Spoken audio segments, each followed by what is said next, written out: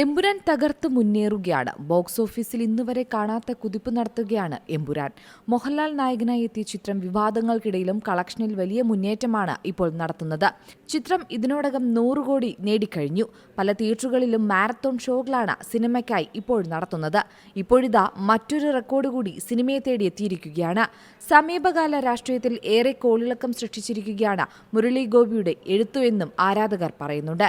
എന്നാൽ വിവാദങ്ങൾക്കിടയിലും കോടികളുടെ കിലുക്കവുമായി മുന്നേറുകയാണ് എമ്പുരാൻ. കേരളത്തിൽ മാത്രമല്ല ഗൾഫ് രാജ്യങ്ങളിലും എമ്പുരാന് വൻ വരവേൽപ്പാണ് ലഭിക്കുന്നത്. ഇപ്പോൾ ഓവർസീസിൽ മലയാളത്തിലെ ഏറ്റവും കൂടുതൽ കളക്ഷൻ നേടിയ ചിത്രമായി എമ്പുരാൻ മാറിയിരിക്കുകയാണ്. 80 കോടിയോളം ഇപ്പോൾ എമ്പുരാൻ ഓവർസീസിൽ നിന്നും നേടിയിരിക്കുന്നുവെന്നാണ് റിപ്പോർട്ടുകൾ. മഞ്ഞുമൽ ബോയ്സ് ഓവർസീസിൽ നിന്നും 72 കോടിയോളമായിരുന്നു നേടിയതെന്നാണ് കണക്കുകൾ. ഓവർസീസിലെ മഞ്ഞുമലിന്റെ ലൈഫ് ടൈം കളക്ഷനെയാണ് ദിവസങ്ങൾക്കുള്ളിൽ എമ്പുരാൻ മറികടന്നിരിക്കുന്നത്. കഴിഞ്ഞ 24 മണിക്കൂറിൽ റെക്കോർഡ് ടിക്കറ്റ് വിൽപ്പനയാണ് സിനിമ ബുക്ക് മൈ ഷോയിലൂടെ നടത്തിയിരിക്കുന്നത്. 345K ടിക്കറ്റാണ് cinema വിറ്റഴിച്ചിരിക്കുന്നത്. ഇത് എമ്പുരാനൊപ്പം റിലീസ് ചെയ്ത മറ്റ് സിനിമകളേക്കാൾ കൂടുതലാണ്. ബുക്ക് മൈ ഷോ ഉൾപ്പെടെയുള്ള പ്ലാറ്റ്ഫോമുകളിൽ സിനിമയുടെ ബുക്കിംഗ് വലിയ തോതിൽ വർദ്ധിക്കുന്നതാണ് കാണുന്നത്. കഴിഞ്ഞ ദിവസം വൈകുന്നേരം സിനിമയുടെ ബുക്കിംഗ് 1 മണിക്കൂറിൽ 14K എന്ന നിരക്കിലായിരുന്നുവെങ്കിൽ ഇപ്പോൾ മണിക്കൂറിൽ 28K എന്ന നിരക്കിലേക്കാണ് കുതിച്ചുയരുന്നത്. ചിത്രം ഇപ്പോൾ ബുക്ക് മൈ ഷോയിൽ ട്രെൻഡിംഗിലാണ്.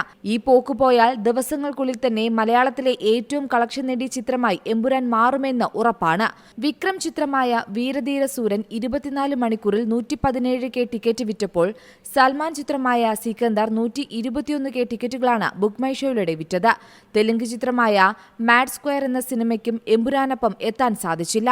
180K ടിക്കറ്റാണ് mad വിറ്റുതീർത്തത്. അതേസമയം ചില സംഘപരിവാർ ഗ്രൂപ്പുകളിൽ നിന്നും വ്യാപകമായ എതിർപ്പും ബഹിഷ്കരണ ക്യാമ്പയിനും ഉയർന്നതിന് പിന്നാലെ സിനിമയിൽ റീഎഡിറ്റും റീസെൻസറിംഗും നടത്താൻ നിർമ്മാതാക്കൾ തീരുമാനിച്ചതായുള്ള വാർത്തകളും പുറത്തുവന്നിട്ടുണ്ടായിരുന്നു. കഴിഞ്ഞ ദിവസമാണ് ഇതുമായി ബന്ധപ്പെട്ട ചർച്ചകൾ നടന്നത്. എമ്പുരാനിലെ 17ഓളം രംഗങ്ങൾ ഒഴിവാക്കുന്നതായാണ് റിപ്പോർട്ടുകൾ.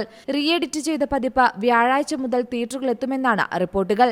Entertainment desk, Zee Malayalam news. ഏറ്റവും പുതിയ വാർത്തകളും വിശേഷങ്ങളും വിരൽത്തുമ്പിലറിയാൻ സീ മലയാളം ന്യൂസ് എല്ലാ ഡിജിറ്റൽ പ്ലാറ്റ്ഫോമുകളിലും ലഭ്യം.